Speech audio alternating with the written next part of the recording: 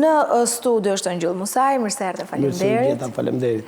Online është Aleksandër Çipa, të përshëndes, faleminderit që më bashkove sot në këtë komunikim. Edhe unë ju përshëndes. Përshëndetje, Sandri. Jemi pra Ju së bashku. përshëndes.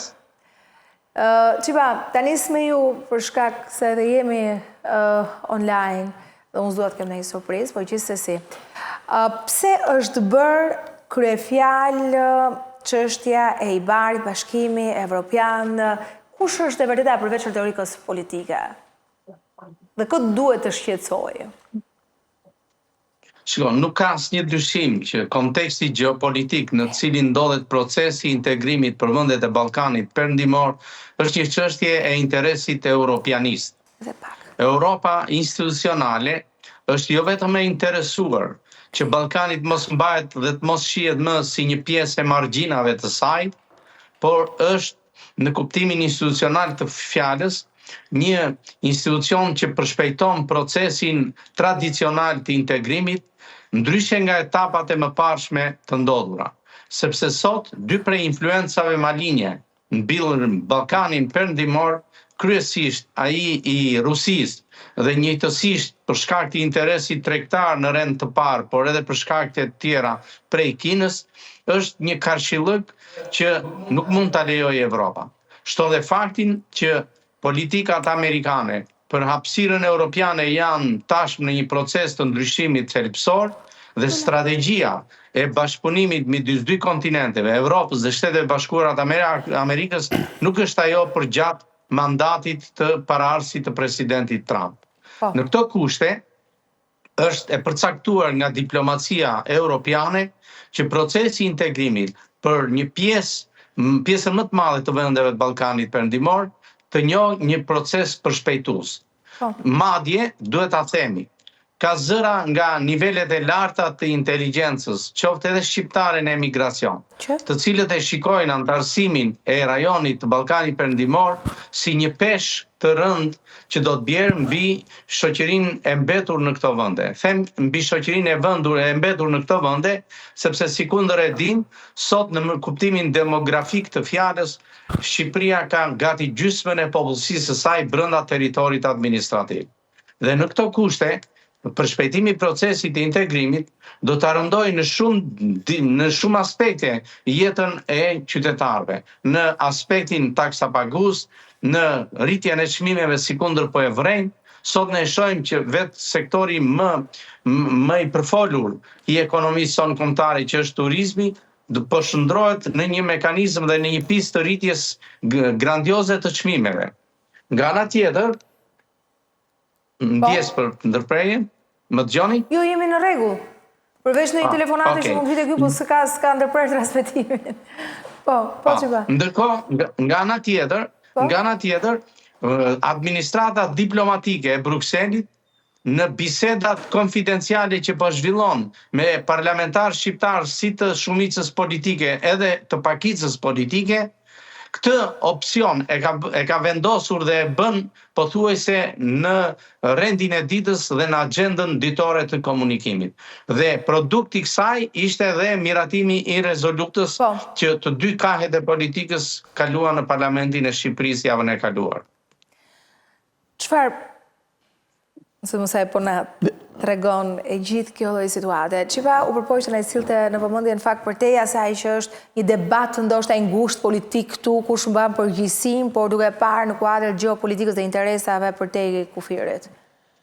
Unë mendoj që ky është pjesë e vazhdimësisë të atyre kushteve dhe kritereve të cilat Bashkimi Evropian dhe gjithë komisionerët e Bashkimit Evropian, të cilët kanë qenë përgjegjës për avancimin e të gjitha detyrimeve që ka Shqipëria ndaj Bashkimit Evropian nëse kërkon që të fusi këmbët brenda portës së madhe të Bashkimit Evropian dhe që kanë filluar që në vitet 2005, kur u filloi marrëveshja e parë, kur ish ministrja për integrimin, Ermelinda Meksi, 2004-2005, nënshkroi marrëveshjen e parë për të filluar hapjen e negociatave. Ishte një situatë shumë e hershme dhe kjo situatë vazhdoi deri në vitin 2012 që ne kemi cituar, nuk ram dakord për ato 5 pikat e famshme, vazhdon edhe sot në vitin 2026, pra kemi rreth 20 vjet afërsisht, që neve 22 vjet që vazhdojmë me të njëjtën situatë pritjeje se çfarë do bëhet me Shqipërinë dhe a do t'i plotësojmë ne këto kritere. Cilat janë këto kërkesa që kërkon IBAR ose raporti vlerësimit për të bërë pjesë e integrimit të Bashkimit Evropian? Janë 5 kushte shumë të thjeshta, të cilat kanë ngelur si piket nga 2180 pika që ju vun kusht Bashkimi Evropian i buri Shqipërisë, kanë ngelur vetëm 5. Dhe të gjitha të tjerat kaluan dhe u duk sikur ne po ecim me hapa të jashtëzakonshme, por ata ditën kur të vendosin dorën mbi plag, se këto 5 kushte nuk do të toleroheshin dhe mbaj mend në atë kohë edhe në konferencën e fundit para largimit të komisionerit Stefan Füller, para dorëzimit të detyrës sa mundoni, bëni bashkë dhe bëni të pamundën për të realizuar këto 5 kushte, sepse nuk kini për të futur asnjëherë dhe s'kini për të kaluar asnjëherë portën e Bashkimit Evropian me gjithë dashamirësinë absolute që ai kishte për Shqipërinë. Dhe ja te kemi sot, ka kaluar gati 14 vjet që ne edhe sot e kësaj dite të 5 kushtet kanë ngelur që kanë mbi kokë, edhe pse ato janë hapur tani në kuptimin që secili kusht ka me dhjetra nën kapituj për të realizuar. Vërtet do të ketë një rigorozitet në punën e brendshme që bën Shqipëria, apo do të jetë fati i paracaktuar nga ajo që shpërtej Shqipërisë dhe asaj se çfarë bëhet për të përafruar legjislacionin, për çështjen e kapitujve, për e të tjerë. Ne diskutuam dhe javën e kaluar kur isim së bashku, duke patur parasysh edhe deklaratën e zëvendës kryeministrit Van der Poel, dhe jemi në të njëjtën situatë. Askush nuk do të pranoj që të fusi në shtëpi, apo në pallat, apo në apartament, një njeri i cili ka probleme me veten njerë. Asnjë nga neve që diskutojmë, edhe në lagjen tonë, edhe në pallatin dhe shtëpinë, nuk marrim një njeri që ka probleme me krimin, që ka probleme me sigurinë, që nuk respekton ligjin, që është njeri që hap probleme dhe krijon rreziqe për sa i përket shëndetit, mjedisit, higjienës, të drejtave të njeriut. Këtu jemi në këtë situatë. Neve do kishim dëshirën shumë të madhe të vemi dhe nuk bëjmë propagandën e kundërt që ore pse na bëjnë mirë që na lënë jashtë. Jo. Çdo ditë që ne qëndrojmë jashtë, çdo ditë është me pasoja për politikën në radhë parë, e cila mendon se po kalon gjërat, duke i tërhequr zvarre, pastaj për qytetarët të cilët kanë marrë emigrimin pafund, ashtu edhe për situatën ekonomike dhe sociale. Me të drejtë Sandri tha që i vetmi problemi i cili po ndjen një lloj lulëzimi është turizmi, por unë mendoj që nuk është lulëzim, ai po i vjen fundi sepse po shikojmë rriten çmimet, rriten te qytetarët, rriten nëpër tregje, rriten në supermarkete, nuk ka prodhim vendas, nuk ka prodhim bio. Për çfarë do të vijë turisti? Për plazhin. Dhe ne vërtet e gëzojmë dhe themi kemi plazhe të bukura, të mira. Po kush ka vajtur në Greqi, e di se çfarë plazhe të bukura ka. Kush ka vajtur në Spanjë, e di se çfarë ka plazhe të bukura. S'po them që kush ka vajtur në Australi, besoj që është një perle e vërtet. Po rrim këtu.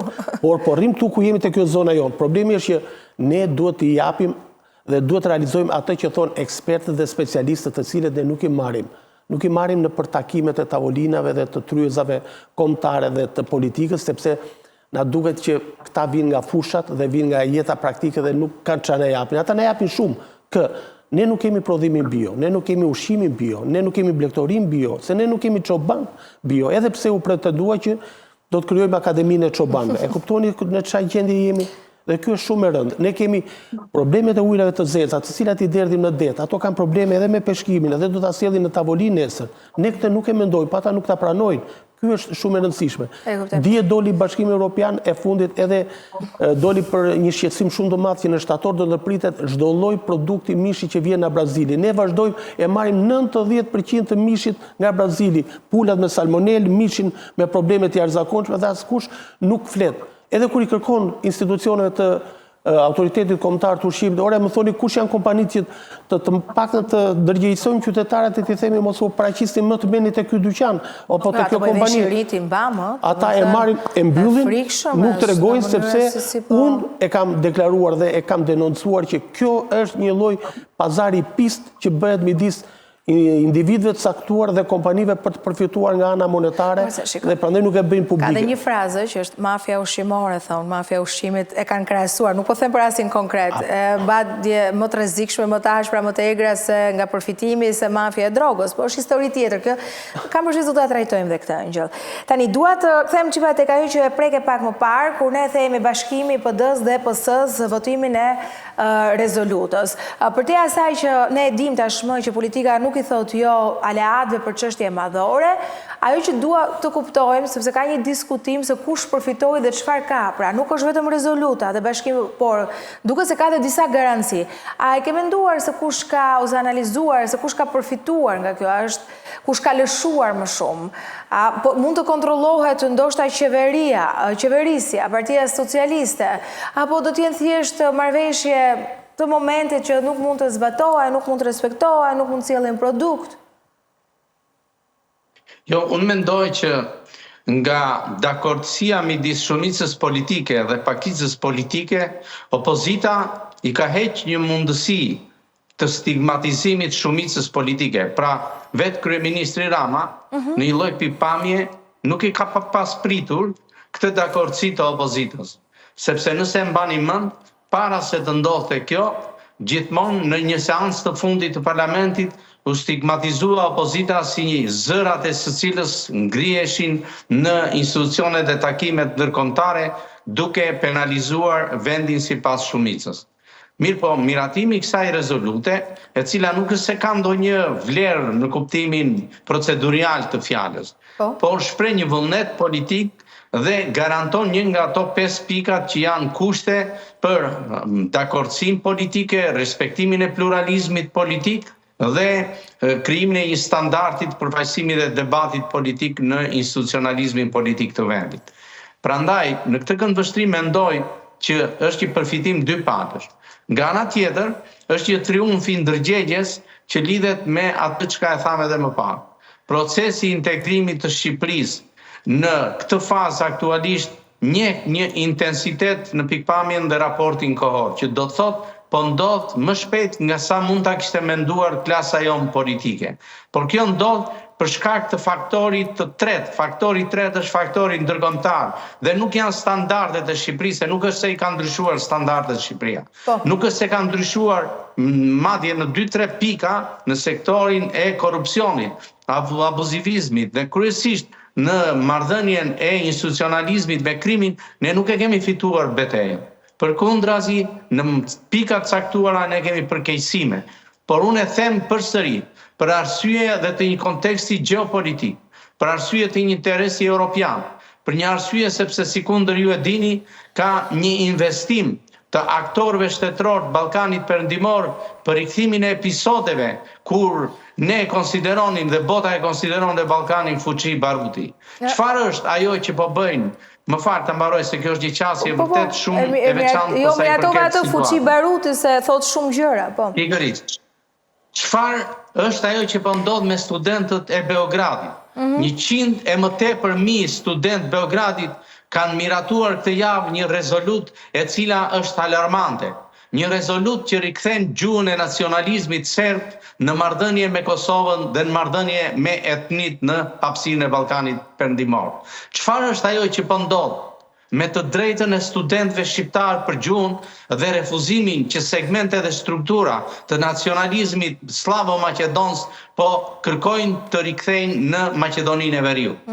Çfarë është ajo që po thuhet në mënyrë të veçantë për raportet midis Bosnjës dhe Hercegovinës, problematikët e stigmatizimit që vetë me gjuhën e presidentit Serbisë thuhet që një marrëveshje midis Shqipërisë, Kosovës dhe Kroacisë është një kërcënim për Serbinë. Çfarë kërcënimi është? Kur treguesit e armatosjes dhe militarizimit në buxhetin shtetëror të Serbisë ka përcen të 4 shtetet e rajonit Ballkanit Perëndimor. Pra, në këtë kontekst, Evropa, dhe për këtë arsye, Evropa nuk e shikon më si që interpretojmë ne politikisht procesin e integrimit. Nuk i intereson fragmentarisht se çfarë ndan pozita dhe opozita në Shqipëri.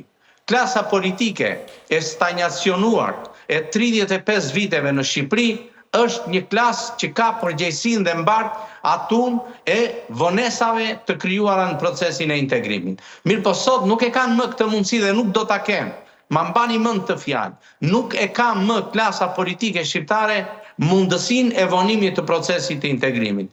Përkundrazi, është faktori i tretë që e determinon këtë proces dhe ka për të ndodhur. Dhe ju e dini shumë mirë që ka shumë arsye që nëse në raportin e fundit përcaktohet konflikti politik midis sistemit të drejtësisë edhe politikanëve që kanë mandat, ka për t'u kapërcyer. Dhe jo për t'u kapërcyer për shkak të vullnetit të klasës politike, po për shkak të imponimit prej faktorit të tretë. Do të vihet në lëvizje të rishtazi drejtësia për akuzat që hidhen ndaj eksponentëve qeverisës dhe atyre që firmosin mbi financat publike në Republikën e Shqipërisë. Dhe kjo është matan vullnetit të qeverisësve. Keni parasysh të gjë. Fort, ashtu si që analizon Shqipëm me drejtën. Në lidhje me bashkimin e votave në parlament në kuadër për të lënë hapësirë integrimit të vendit, mendoj që i ka të dy elementet. Ata që ju thatë çfarë përfshin dhe çfarë përbën ai votim ose ai votim unanim. E para njerë, edhe vetë opozita e kuptoi që nuk duhet të bënte të njëjtën gabim që bëri Partia Socialiste në vitin 2012, ku ishte koha më e artë edhe e deklaruar që në atë kohë edhe nga ish kancelarja Merkel dhe gjithë ekipi vetë që mos e humbni këtë mundësi, se nuk i dije se kur do t'ju vi radha. Kanë kaluar afërsisht një dekadë gjysmë dhe ne vazhdojmë, jemi në të njëjtën situatë. Dhe opozita nuk e bëri këtë gabim, por bashkoi votat edhe pse një pjesë e tyre u larguan për mos marrë atë njollën e shitjes interesave të klasës politike të së djathtas apo të atyre të cilët dhe i dje kanë me të drejtë kanë anatemuar qeverisjen për krimin, për korrupsionin, për lidhjet me mafjen, për lidhjet me kriminalët. Dhe çfarë ndodhi? I hoqi dhe partisë në pushtet ose pozicës së vendit, i hoqi dhe mundësinë që ajo nesër ta përdorë që neve ngelem jashtë integrimit, sepse ju nuk ka dhatë votat në parlament. Pra ja hoqi këtë mundësi nga një anë. Nga ana tjetër, është edhe një ide e dytë që kjo vot është pjesë e një pakete të përbashkët pozit-opozit me atë çka po vjen na pas për reformën zgjedhore, për ndarjen administrative të pushtetit lokal. Pra është një lloj marrëveshje të cilat ata po e punojnë grupet në prapasken dhe pjesë e kësaj marrëveshje është edhe mbështetja nëpërmjet votës për integrimin e vendit. Nga ana tjetër, Bashkimi Evropian po punon edhe i në krahun e vet, por të mos harrojmë, po punon për të ndarë Bashkimin Evropian në 3 kate. Do jenë 12 vendet kryesore të Bashkimit Evropian, të cilët do të kenë një rigrupim sërish brenda Bashkimit Evropian që do marrin fuqinë e menaxhimit dhe drejtimit të Bashkimit Evropian. Sepse është ajo shprehje e famshme që Donald Trump e thoshte që në kohën e fuçatës elektorale të tij, që thoshte në rast se doni të vi un president ose kushdo që të jetë presidenti i Shtetit të Bashkuara, ju e dini shumë mirë që në qoftë se ju duhet një mbështetje amerikane, ju do t'i telefononi apo ju do të kërkoni mbështetjen e presidentit. Ndërsa në Bashkimin Evropian është shumë vështirë. Po s'mor edhe mbështetjen e atij më të fundit për popullsi, për fuqi ekonomike, Bashkimi Evropian është jashtë të gjitha llojet të garancive. Në këtë kuadër do kemi një ndarje me 12 shtetet më të fuqishme, do ketë një grupim të dytë me 10 shtete dhe me kismet nëse ne do futemi tek pjesa e tretë për diferencën që ngelet. Nga ana tjetër, gjithashtu mendoj që opozita mirë bëri që miratoi dhe pranoi votimin, por opozita duhet i kërkoj garanci ose duhet i kërkoj edhe vetë strukturat të Bashkimit Evropian që të kenë një ekip ad hoc për të qenë ndërmjet të dyja palëve, madje të instaluar në Tiranë.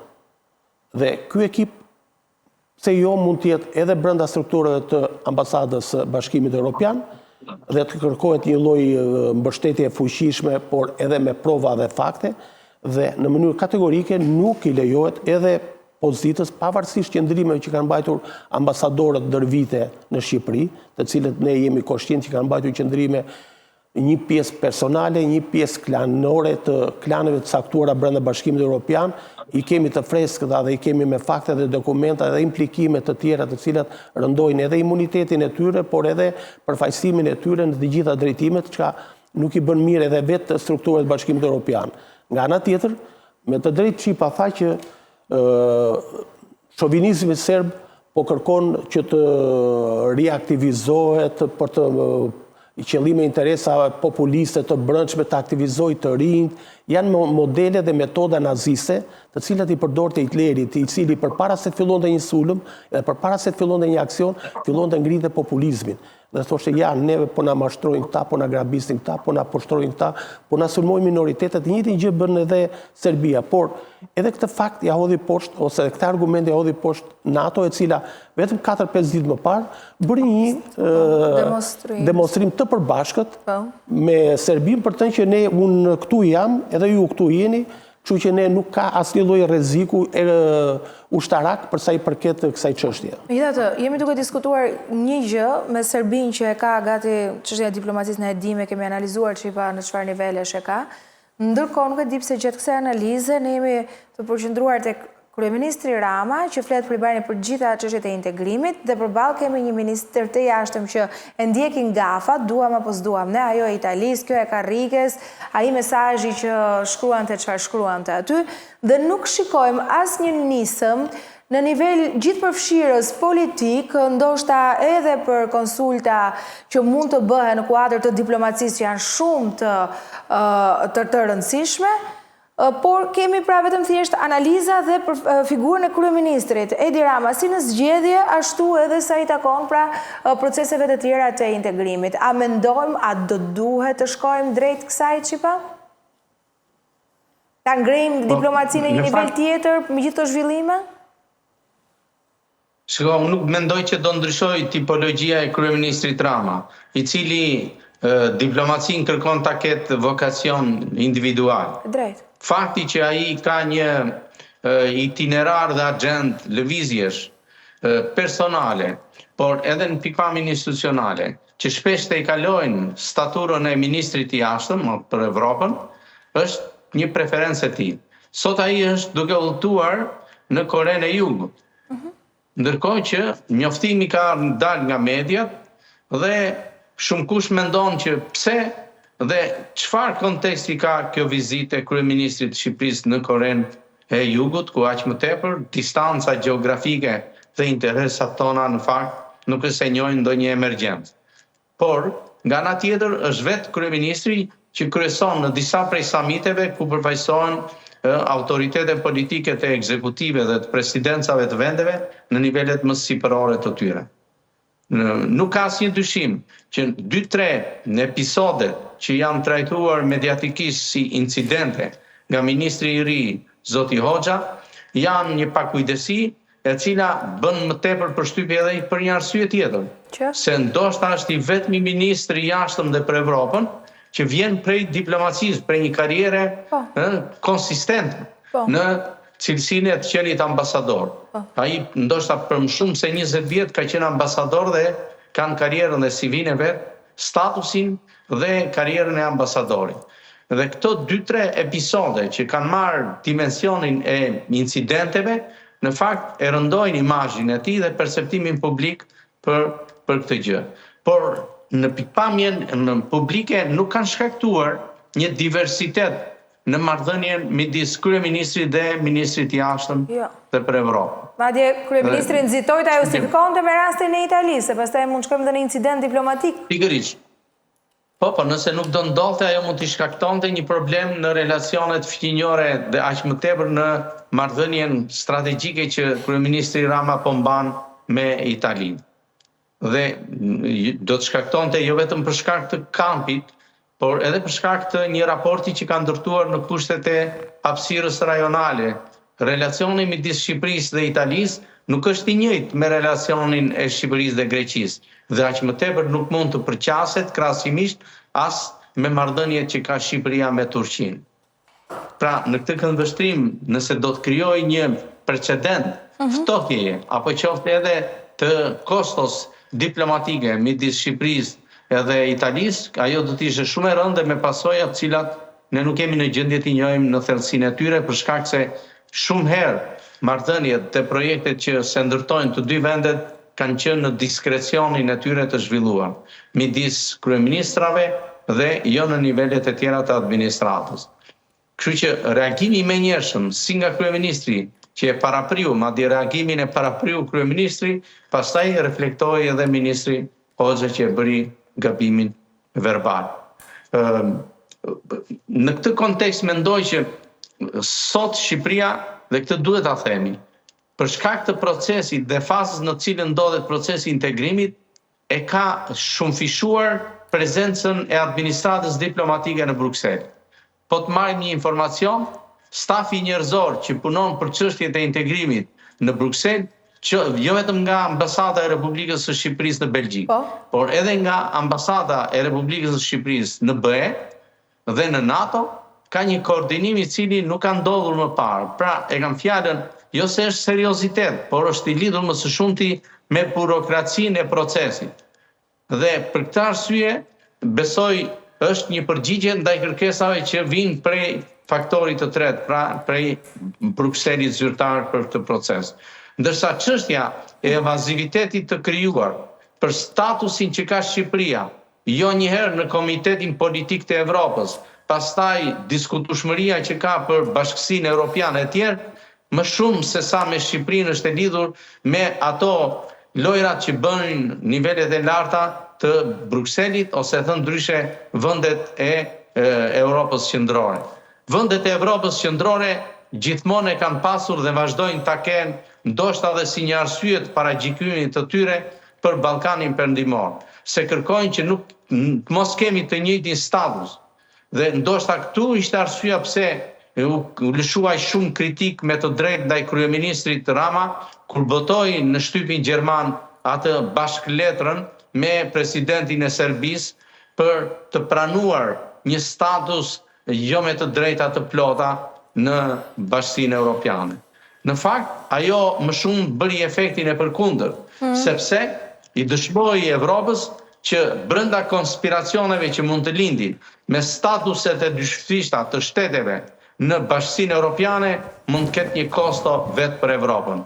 Dhe nëse e vini re, qasja dhe kryesisht momenti i reflektimit pas asaj letre ka qenë pozitivisht fatmirësisht në emër të procesit shqiptar, pra në të arsimin, por edhe të vendeve të tjera. Dhe për këtë arsye unë besoj edhe direktivat që kjo gjë duhet të shpejtohet, janë një presion që përditshmërisht po i ndodh qeverisë së kryeministrit Rama. Edhe diçka tjetër që kjo duhet thënë për sa i përket i barit, apo ati që ne e kemi më shumë në diskutim ditët e fundit që ka të bëjë me mbylljen, me procesin e mbylljes së negociatave. Problemi i vetëm qëndron te kushtëzimet që shtetet individuale të Bashkisë Evropiane mund t'i vënë Shqipërisë, sepse sikundër ka ndodhur në historinë e këtij procesi, sa herë kemi pasur faza apo momente kyçe, palët dhe kryesisht shtetet veçanta të hapësirës evropiane përcaktojnë kushte që kanë të bëjnë me interesat e tyre ekonomike, me interesat e tyre për të pasur njësi të pakicave etnike të tyre. Në këtë këndvështrim sjell në vëmendje dhe kujtes ndryshimin e dramatik të ligjit shqiptar për konvertimin e pakicave kulturore në pakica etnike, etj. Pra të gjitha këto janë të lidhur me këtë presion që shtetet individuale të BE-s bëjnë ndaj vendeve që kanë statusin e kandidatit për antar të BE-s. Do shkoj 1 minutë me reklama dhe mos u largoni se rikthehem pas pak dhe do të kesh fjalën pa diskutim. Jem rikthyer së bashku me Çipën dhe Musajn. Ndërkohë, meqense jemi tek çështja e integrimit për ta përmbyllur, në çfarë niveli duhet dhe tek performanca, pra kryeministri, ministri, roli i ministrit ose ministrisë? Më tepër çike edhe për ta kthyer për ta qetësuar çik situata, mos ta bëjmë kaq dramatike, se kur është diplomatike, kuptohet që do dhe çik edhe jo më shumë se duhet seriozitet, po edhe do dhe pak lezet, do më thëmë për ta bërë më të ëmbërt, se nga ndonjëherë gjestet dhe fjalët dhe buzëqeshjet ta ofron më shumë se sa ato fjalët e mira që mund të flasësh diplomatikisht. Mendoj që kryeministri lëvizjen e vet, nuk është se po e bën, mendoj unë, për humor, mund ta ketë edhe një lloj para përgatitje, pasi e ka shumë e qef që të jetë pjesë e strukturave europiane, pse jo dhe botërore ndërkombëtare. Kështu që mund të jetë edhe një lloj para përgatitje që tregon që jo, po u futëm në Bashkimin Evropian do ketë kushte të vështira, meqense Sandri me të drejtë tha që nuk do ketë më kaq tolerancë për këta politikanë, dhe emrat e të cilëve janë përfolur për sa i përket korrupsionit. Dhe me sa duket, po përgatiten për të kapur në një vend në institucionet e larta të ekipeve europiane, pse jo dhe ato të organizatave botërore. Kështu që nuk e di që Sandri do thotë që nuk është e vërtet kjo, se kryeministri nuk i ka shumë qef institucionet ndërkombëtare, edhe pse u përfol. Por ishte edhe për humor më tepër, por unë mendoj që në rast se ne duam që të integrohemi, kemi 5 kritere shumë të thjeshta, të cilat i kemi ne në dorë, nuk kemi si kërkojmë Bashkimin Evropian. A ka ndryshuar lufta kundër krimit nga sot dhe para 10-13 vjetësh kur ka ardhur në pushtet Partia Socialiste, ka rënë niveli i krimit apo shtuar. Pra u godit krimi ordiner dhe krimin me të gjithë beneficet që kishte krimi ordiner, madje edhe trafiqet, i menaxhon tani sistemi më i lartë i institucioneve të policisë shtetit, të institucioneve të doganave, të institucioneve të deputetëve, të institucioneve qeveritare, të cilët i kanë marrë dhe i kanë bërë monopol. E di se si më thoshte një miku im që ishte një nivel shumë të lartë të administratës dhe që merret me institucionet e hetimit, deri dia thoshte, para 10-12 vjetësh, kishte lidhje midis deputetëve të zonës, politikanëve të caktuar me elementet kriminale. Por këtë lidhje e mbanin nëpërmjet strukturave poshtë. Kujt? Nëpërmjet strukturave të policisë, të prefekturës, të bashkisë, të zonave. Tani tha, nuk ndodh më. Tani kanë marrë vetë niveli i lartë politik, parlamentar, e ka marrë vetë në dorë dhe i ka lidhje të drejtë për drejta me element kriminal. I ka të drejtë për drejta. A është akshi një rast i tillë? Pikërisht do të thoshte, dhe kjo është gjë e kollajt për të verifikuar. A do që të futemi ne në Bashkimin Evropian? A duam të integrojmë vendin? Nuk ka ç'më duhet mua që të më dali një drejtuese akshit e cila përflitet ku kanë avulluar miliona dhe miliarda euro nëpërmjet prokurimeve publike dhe një ditë të bukur një ditë të bukur më del në studio dhe ma shndron studion si një vend shpëlarje për akuzat. Nuk është ai vendi, nuk është ajo mundësia. Nuk është kjo zgjidhje që mund t'i japim nëpërmjet të pastrimit në institucionet mediatike. Ajo duhet të përballet. Ju thoni që dalja e saj ishte për të kuruar imazhin? Po patjetër ishte. Ai ishte më tepër ishte për të pastruar imazhin e vet nëpërmjet ekranit, kaq. Sepse të flaç 45 minuta, 50 minuta me më the me thashë nuk fliste, nuk tha asnjë. Ore pse ka ndodhur kjo katraur? Po ka fajin Daniel Shima për ta. Po tani Daniel Shima, Danieli ka një përgjegjës mbi kokë, se prandaj ore digjet se për çfarë është drejtuesi. Kur ne themi ndodh një skandal, prandaj dhe bota e qytetëruar ka të tjera nivele matje për sa i përket integritetit në krahasim me ne. Po ndodhi një diçka në institucion të caktuar, të pavarur apo qendror, ministror, prandaj jep dorëheqje ministri jashtëm. Se është ai përgjegjës. Nuk ka ditur që me ekipin e vet të menaxhojë situatën brenda një ministrie të caktuar, brenda institucioni të caktuar, një drejtorie të caktuar. Dhe jo ti të më ndodhësh tani mua të marrësh të gjithë pushtetet edhe të gjithë zinxhirët edhe të gjithë frenat e shtetit. Nuk e bën dot, jep dorëheqje. Do vi një tjetër do ta bëj. Ja ka bërë për 10 vite. Po kështu do ta bëj. Dhe ky është arsyeja.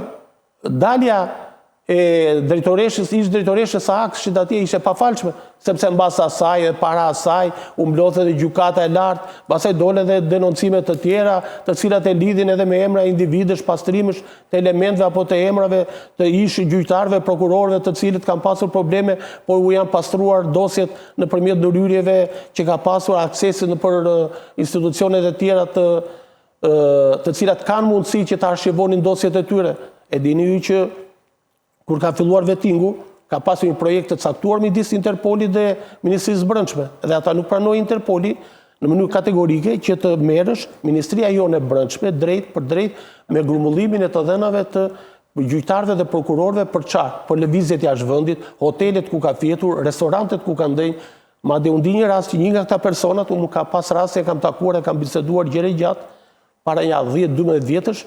Dhe më thanë, ka ardhur një ditë në zyrën tonë, tha ministri Brendshëm i Kosa, dhe i thamë, zoti ministër, dil çik për jashtë se ne nuk varim nga ju.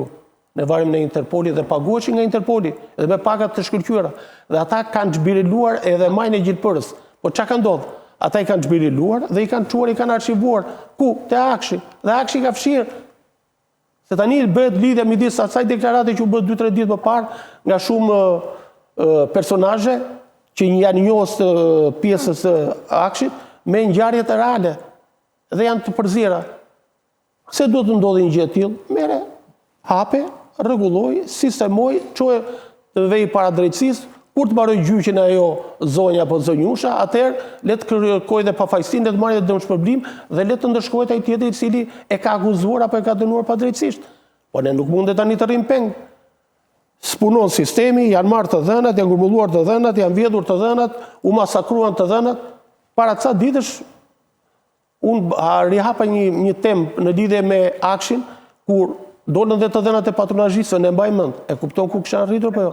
Edhe presidentët e Republikës kishin patronazhistë e tyre, me emër, me mbiemër, me drejt, me shejtan për kë voton, ku bën. Kishin arritur deri atje, kur ti arrin tek niveli më i lartë, është shumë e rëndë dhe shumë fyese. Për mua nuk ka rëndësi fare se çfarë është dhe kush është përgjegjësia dhe e kujt është. E kësaj që është sot pozit apo e vazhdimësisë të opozitës së sotme kur dje ishte në opozitë që bënte të njëjtat veprime. Dhe kjo është e patolerueshme. Por që të marrësh ti dhe të shkatërrosh të dhënat, të cilat janë grumbulluar, ti marrësh ti fshesh. E pse u krijua marrëveshja e midis Akshit dhe ASHK-s? Po çfarë u krijua?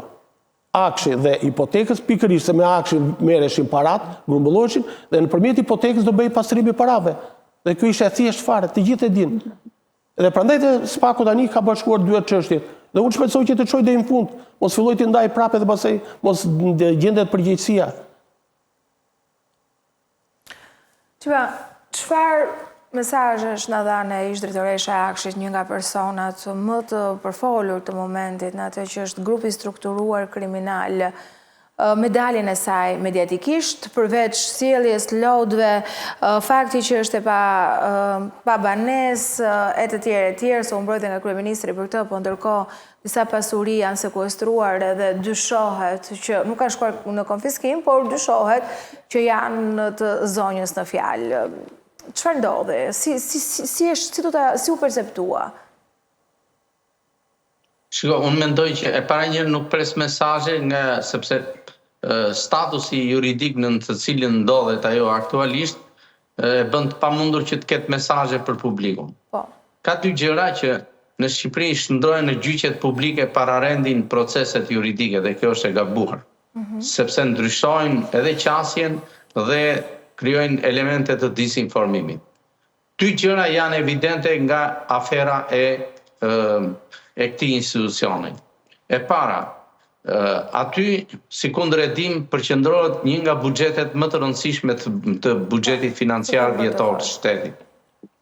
Dhe grupet e interesit që përplasen për këtë buxhet janë edhe të rrezikshme, por janë edhe më të fuqishme që kanë në skenën e konkurrencës edhe të garimit shqiptar.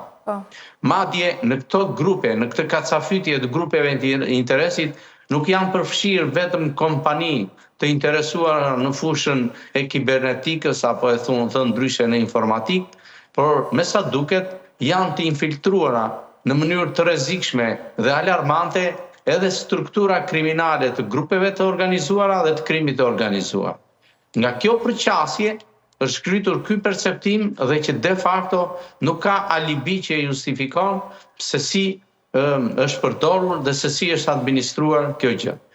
Implikimi i dy institucioneve në kuptimin verbal të fjalës, ajo që u përmend edhe në studio, midis Akshit edhe le të themi sistemit kadastral të vendit, është një gjë që meriton edhe të mbahem në fuqi alarmin, por edhe të kryejmë veprimet e verifikimit potencial se deri ku ka shkuar. Është fraksion, po hetohet. Natyrisht, prandaj po them, sepse unë kam vërejtur që një pjesë e kolegëve që janë marrë me këtë çështje e raportojnë shpesh këtë gjë dhe këtë episode. Dhe kjo gjë duhet zbardhur. Ndërkohë, nga ana tjetër, nga momenti që kjo zonja është në një proces juridik, ne e kemi, le të themi, të lehtë për të mos biem në sentimente, në ato elementet e ndjenjës humane që karakterizon në rrëfimin publik apo mediatik të saj.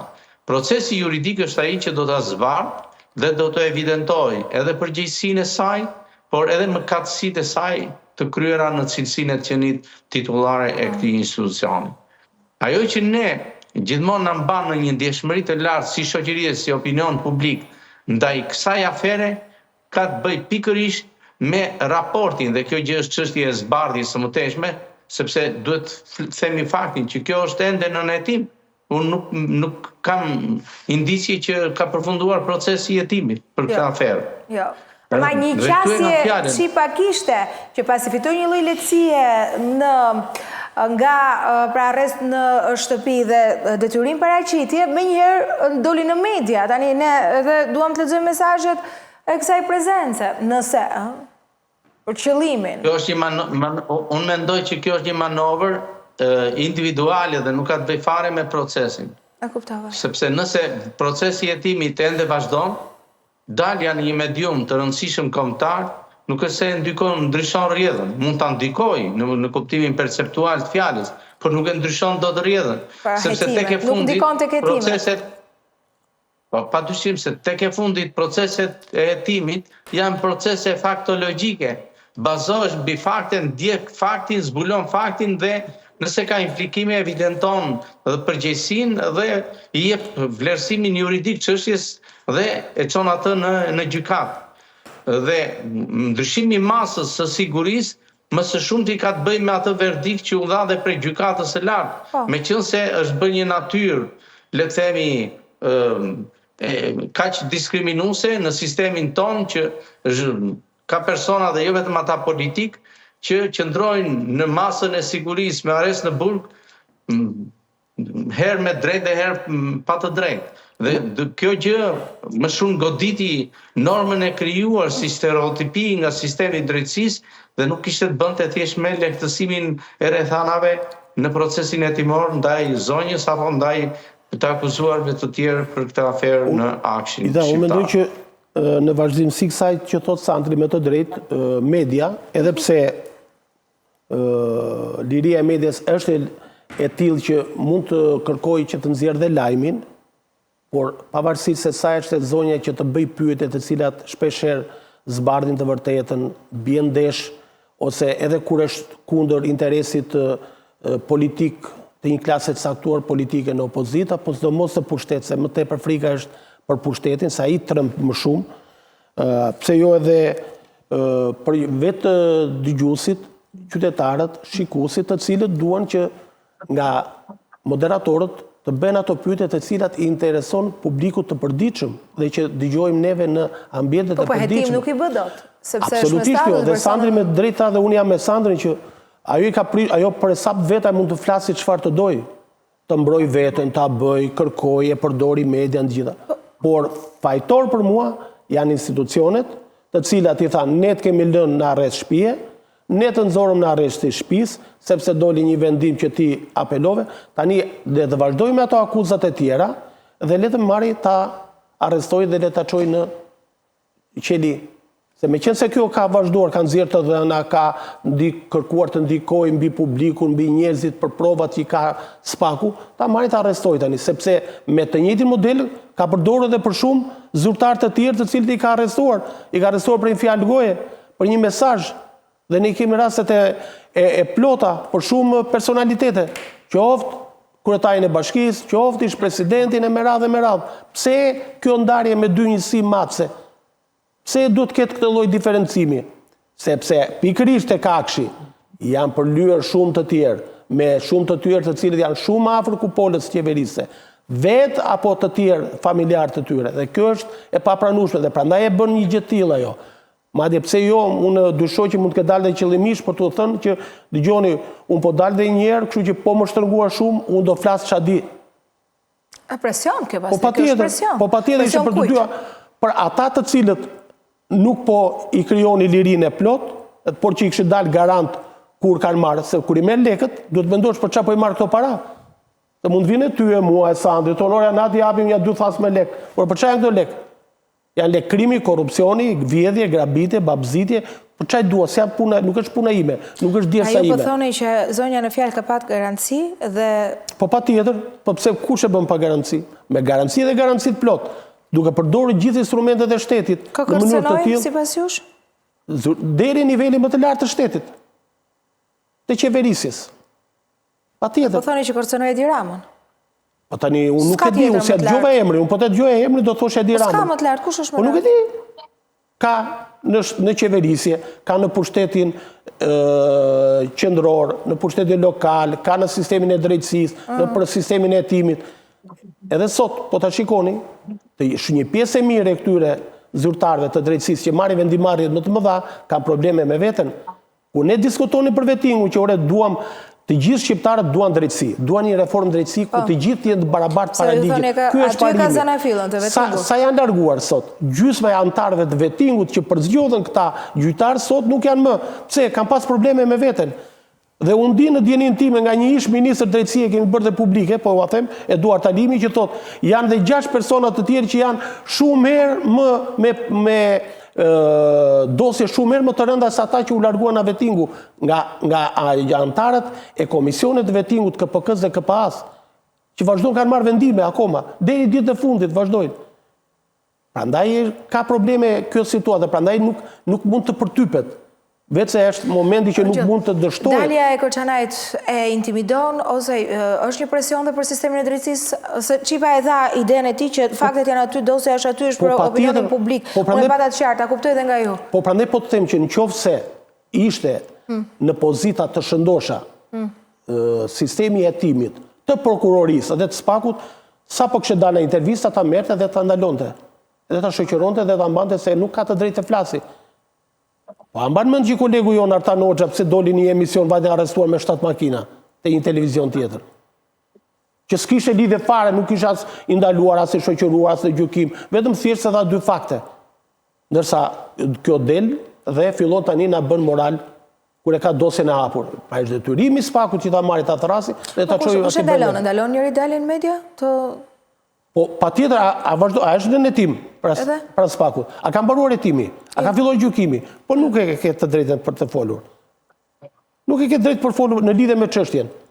Kaq. A ishte sinjal që përmendi vetëm Shimon dhe për shkak nuk përmendi ja të keni ministrat me radhë që dalin për ditë që vjen të thirrur pranë SPAK-ut, asi nuk flet. Atë nëse kjo që thoni ju, që ata nuk kanë të drejtë, ata kanë të drejtë të mos flasin për çështjet. Ata mund të flasin për çështjet e familjes vetë dhe për shtëpisë, çfarë hanë mëngjes e çfarë hanë drek. Po jo të flasin për çështjet të cilat lidhen me akshin. Në të kundërt, nëse nuk i ka thënë, prokurori atë le të mbajë përgjegjësi prokurori. Dhe do dalim tek ajo tjetër pasaj që ka drejtësi me 2 standarde. Po sepse nuk ka logjikë tjetër. Realisht nuk e di çipa. E shikojmë kështu që kur jene në hetim nuk mund të dalësh, nuk e di ku është hetimi në raport me median, kush e ndalon pra daljen mediatike nëse je një person në hetim. Ligji e ka të përcaktuar që pa filluar procesi gjyqësor dhe pa u mbyllur dosja, pa u bërë seanca e parë që gjykata pranon dosjen, nuk kanë të drejtë të flasin në lidhje me dosjen. Kaq. Çipa? Po edhe nëse nuk ishte përcaktuar me ligj, kjo është një procedurë normale dhe që dihet parimi amerikan thot në momentin kur shoqëron punonjësi i rendit apo thot që nga ky moment është mirë të zgjedhësh çështjen deri në momentin kur ti shkon në gjykat. Por në rastin konkret unë nuk e di statusin se edhe nuk jam marrë me këtë çështje në kuptimin kronologjik të zhvillimit të saj, por ndaj të njëjtën pikpamje që në kushtet nëse personi është në hetim, çdo dalje publike dhe interpretim publik është edhe ka vlerën e një ndikimi të tërthort apo drejt për drejt mbi procesin. Mund të intimidosh ata që merren me procesin në një lloj pikpamje sepse në rastin konkret flasim për një çështje që ka ndjeshmëri të lartë publike dhe ka interesim të opinionit publik për të dhe për ecurinë e saj. Pra, këtu e mbyll arsyetimin, kjo është një çështje që përcaktohet si e tillë nga pozicioni dhe statusi juridik që mbart personazhi në fjalë. Po. Dhe unë them ta mbyllim nëse Angeli s'ka diçka se ka. Jo, do ta mbyllim, por vetëm me një kusht, në kuptimin që në qoftë se ne duam që të ngrem shtetin e së drejtës në këtë vend. Në qoftë se ne duam vërtet që të futemi, ose e kemi dëshirën e mirë për të dhuruar këtij vendi Bashkimin Evropian, që të jemi të barabartë dhe të hyjmë dhe të dalim, të punojmë dhe të jetojmë, neve duhet që sistemin e drejtësisë nuk duhet ta tolerojmë dhe duhet që po të jetë nevoja edhe të bëhen arnime dhe riorganizime. Çështja e Akshit është e patolerueshme. Janë kapur të gjithë elementet dhe janë qepur të gjithë elementet që organizojnë këtë shtet, që nga grabitjet, që nga vjedhjet, që nga rrëmbimet, që nga torturimet, që nga shantazhet dhe të gjitha. Është e pafalshme, por dikush më tha që madje edhe pajisjet e këtyre kompanive që vendosin dekodera interneti për televizione e tjera, edhe ato kanë hyrë në një pjesë të mirë, janë marrë abonentët, këtë duan, dhe i kanë futur që mund të bëjnë edhe përgjimet brenda në shtëpi duke biseduar ti. Dhe kjo është e tmerrshme fare. Në qoftë se është. Në qoftë se edhe ashtu duhet jetë, që mos jetë e vërtet më mirë, ta themi kështu, e ta kenë thënë gabuar. Faleminderit. Gjithë të mira. Faleminderit, Qiba. Ju përshëndes. Mirëpafshim.